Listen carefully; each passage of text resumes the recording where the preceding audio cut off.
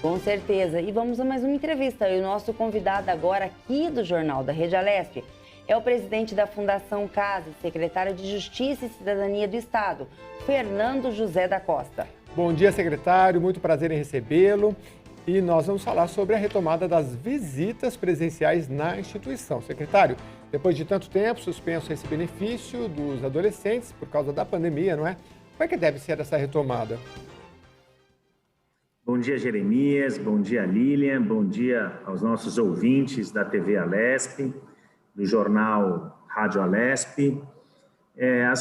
No dia 15 agora, nós já iniciamos as retomadas das visitas presenciais na Fundação Casa, nos nossos mais de 130 centros. Essas visitas, elas foram suspensas, no início da pandemia, presenciais em março de 2020, foram retomadas em novembro e foram novamente suspensas no final do ano, quando entramos na fase vermelha, apenas naquelas datas, de 25 a 27 de dezembro e depois de 1 a 3 de janeiro. Posteriormente, nós reformulamos o modelo de visitação presencial, seguindo as diretrizes do Comitê de Crise da Fundação Casa, da OMS, Organização Mundial da Saúde, e do Centro de Contingência do Governo do Estado de São Paulo, e pudemos retomar essas importantes visitas presenciais. De uma certa forma, que inclusive mesmo que amanhã nós tenhamos mudanças de fases, retornando em alguns locais para a fase vermelha, as visitas presenciais poderão continuar sendo realizadas. É importante que se diga que nesse período, as visitas à distância, as videochamadas, através dos programas da Microsoft Teams, do Google Meeting, passaram a ser realizadas. E, Jeremias, elas foram muito bem aceitas, não só pelos jovens, mas pelos familiares, porque muitos familiares, quer por trabalho ou quer por condição de logística ou econômica, muitas vezes não podiam visitar aquele jovem que se encontrava recebendo uma medida socioeducativa. E agora, na videochamada, isso é possível realizar.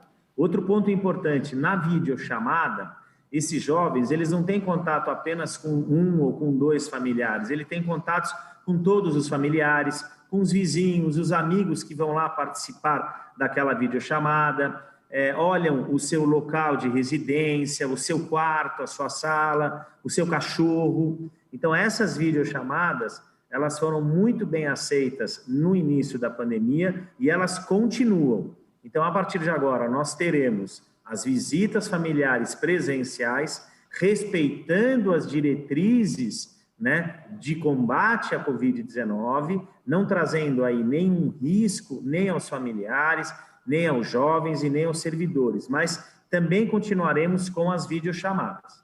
Secretário, bom dia. Quem fala é Lilian. Ô, secretária, durante essa pandemia, houve muitos casos de adolescentes infectados na fundação. O senhor teria um número para passar para o telespectador e também de funcionários? Lilian, eu tenho sim esse número. Esse número atualizado, nós tivemos 5.046 testes realizados nos jovens. Desses 5.046 testes, 366 jovens estavam com Covid, tá? Foram ali tratados, ficaram ali no isolamento. Hoje, desses 366 jovens que tiveram Covid, já foram curados e apenas 34 permanecem com Covid, tá? Esses 34 permanecem em isolamento e não temos hoje nenhum caso grave, nenhum caso que houve a necessidade de internação em hospital, de utilização de respiradores. Essa é a situação dos jovens. Já com relação aos funcionários, nós temos hoje aproximadamente 11 mil servidores, um pouco mais de 11 mil servidores ativos. Desses pouco mais de 11 mil servidores ativos, nós temos 2 mil que se encontram em casa por se encontrarem em grupo de risco, Desses servidores, aproximadamente 1.275 tiveram Covid, já se curaram. Nós temos hoje aproximadamente 22 servidores que se encontram com Covid, se encontram em isolamento, e, lamentavelmente, nós tivemos, desses 11 mil servidores, 8 que faleceram em razão da Covid-19. Secretário, para entender, então, quantos jovens nós temos hoje no sistema e como é que funciona a visita digamos, em dias normais? Quantas vezes eles podem receber visitas e agora, durante a pandemia, como é que está ocorrendo? Hoje nós temos cerca de 5.100 jovens cumprindo medidas socioeducativas.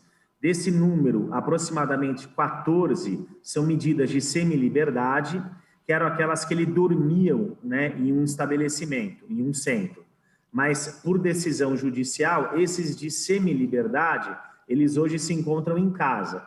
Então, nós temos ali, recebendo medida socioeducativa, nos centros, aproximadamente, Jeremias, 4.600 jovens. Tá? Como que funcionava o sistema de visita presencial antes da pandemia, né? Antigamente, nós realizávamos em uma única etapa. Então, eles eram realizados aos sábados e domingos. As famílias podiam ficar até 4 horas, eram realizadas no mesmo momento. Então, existia aglomeração, várias pessoas ali visitando, várias pessoas da família ou até amigos podiam comparecer, até 3 pessoas. Isso foi totalmente remodelado em razão da pandemia. Então, essas visitas que aconteciam uma única vez por semana, num sábado, num domingo, ao mesmo momento, hoje elas são intercaladas. Então, hoje, as visitas acontecem todos os dias. Elas acontecem de domingo a domingo, né, para se evitar a aglomeração. Elas também acontecem das 10 da manhã ao meio-dia e das 14 às 16.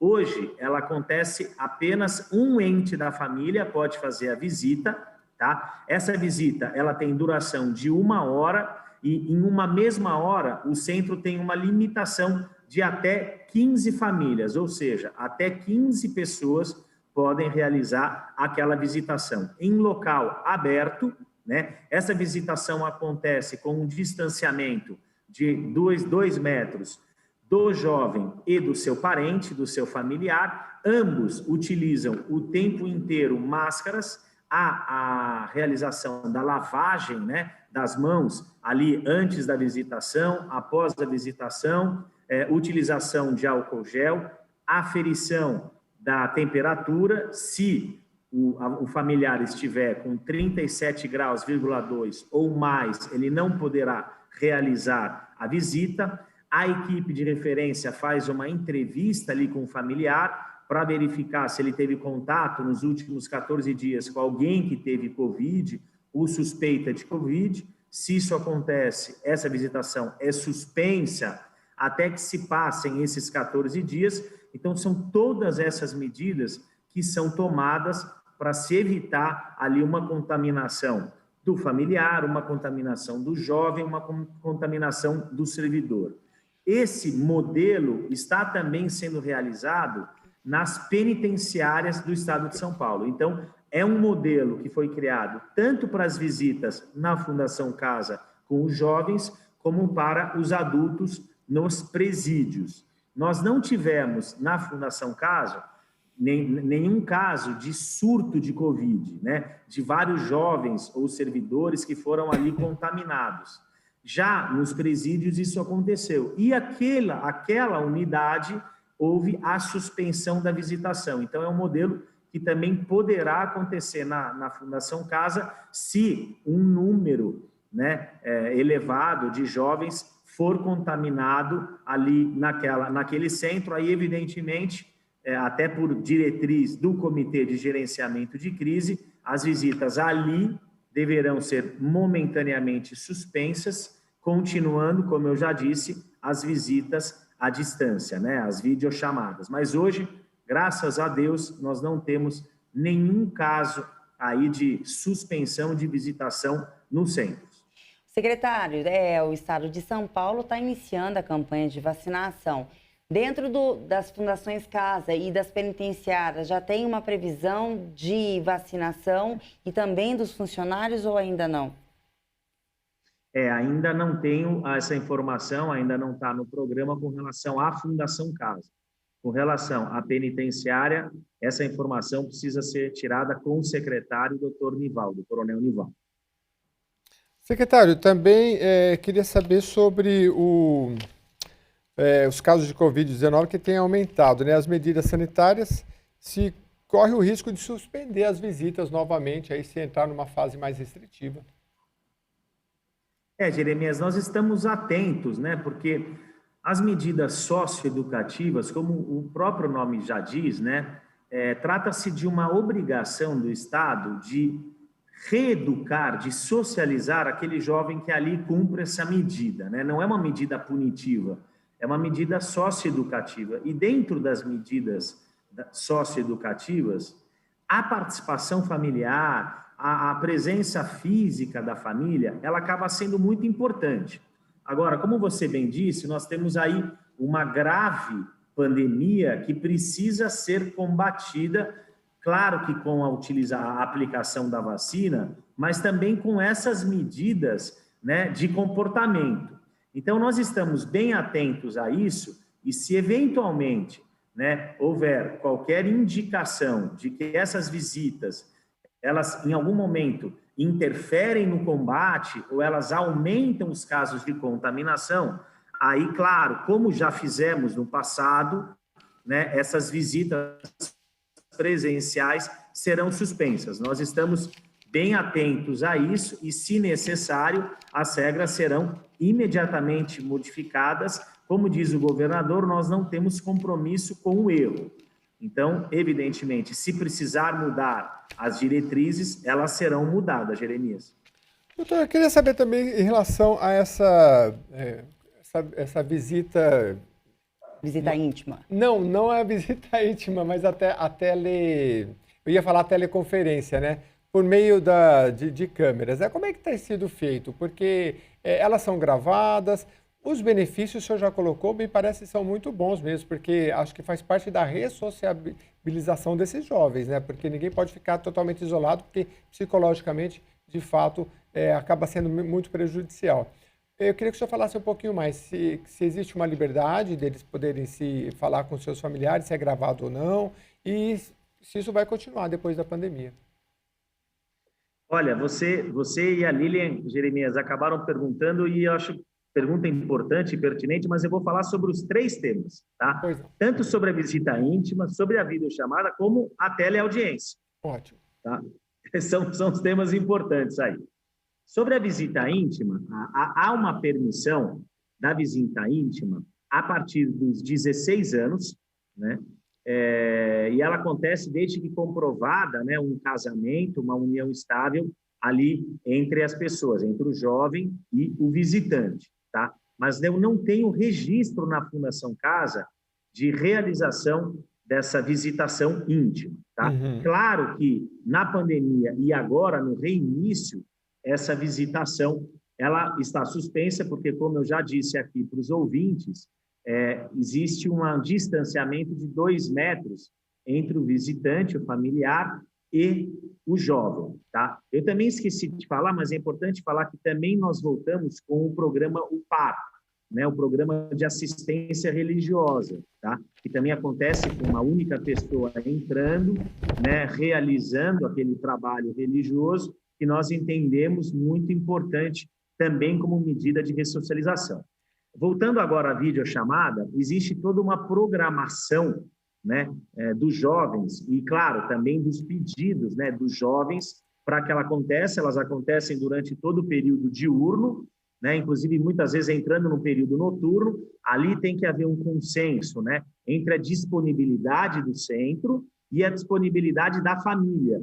Então, muitas vezes a família não pode ir num determinado horário, porque algumas pessoas estão trabalhando, ela prefere ir no outro horário, faz ali a solicitação, o centro ele segue ali uma ordem de chamada, uma ordem de rodízio de jovens. Então, em contato com as famílias, elas estão sendo realizadas, inclusive com muita frequência, tá? Elas não são gravadas, né? É um momento que o jovem tem ali a intimidade, um momento que é como se fosse uma visita presencial, né? Então, ali ele pode conversar o que ele bem entender ali com a família, que elas não são gravadas nem interceptadas, tá? Uhum. E nós temos também, isso foi muito fortalecido com a pandemia as teleaudiências, né?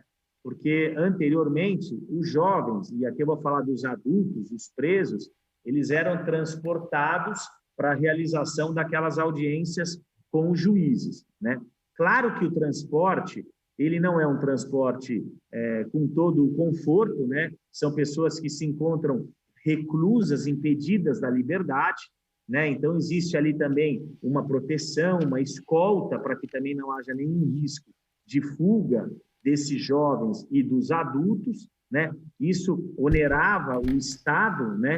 Que tinha que ter servidores acompanhando esses jovens para audiência presencial, a escolta, né? Para proteger esses servidores, esses jovens e evitar as fugas. E hoje, através da tecnologia, inclusive, é um desabor ao próprio jovem ou ao próprio adulto, que muitas vezes as viagens são longas para o fórum, as audiências demoram para ser realizadas e eles passam o dia inteiro nesse transporte incômodo e no fórum, e muitas vezes, principalmente até nas prisões, nas penitenciárias, do que na fundação, muitas vezes aquele detento que sai para a realização da audiência, ele volta, aquela vaga dele naquele local já pode ter sido preenchida por outra pessoa que chegou no período que ele está fora, ele acaba tendo que ir para uma outra cela, né, tendo que se ressocializar com as pessoas. Então, isso acaba sendo ruim, não só para o Estado, mas também para os jovens que recebem as medidas socioeducativas e para os presos que cumprem as penas. Então, quando nós, inclusive, entrevistamos, conversamos com eles, muitos deles preferem realizar essas audiências ali, né, no próprio centro, quando eu falo Fundação Casa, ou no sistema penitenciário, quando eu falo na prisão. Então, isso foi muito bem aceito, os próprios juízes também entenderam que todos os direitos, todas as garantias, a ampla defesa, o contraditório, eles estão sendo bem cumpridos, e eu já sou favorável a esse sistema antes da pandemia, e falo isso como professor de Direito Penal e Processo Penal e como advogado criminalista, porque o contato ali com o preso, o contato com o jovem, ele continua existindo, né, presencial, ele continua existindo por videochamada, o advogado pode estar ao lado do jovem na realização da audiência, ele pode estar no fórum, ali ao lado do juiz, na teleaudiência. Essas audiências são, sim, Jeremias, gravadas, né? Inclusive para posteriormente, eventuais recursos, onde outros magistrados irão analisar aquele mesmo processo, eles poderão não só ter o conteúdo do depoimento do jovem e do adulto, como também a imagem, né, dessas pessoas, que também servem para uma avaliação quando o juiz vai analisar uma decisão, uma sentença. Fernando José da Costa, ele é secretário da Justiça e Cidadania e presidente da Fundação Casa. Muito obrigada pela entrevista, parabéns aí pelo cargo que o senhor ocupa, um cargo de grande responsabilidade e um cargo aí que exige atenção 24 horas por dia. Muito obrigada, secretário. Jeremias, Lilian, muito obrigado aí pela entrevista.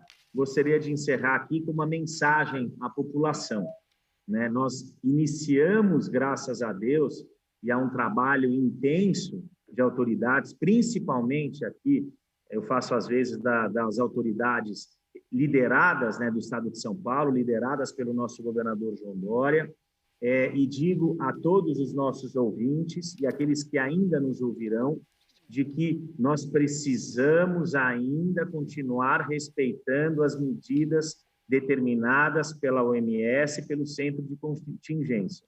Precisamos continuar isolados, sair quando necessário, precisamos continuar utilizando máscaras, utilizando o álcool gel, né, para que a pandemia não seja aumentada. Iniciamos, sim, a vacinação, mas teremos um longo caminho pela frente até que essa pandemia seja combatida. Obrigada e tenha um bom dia.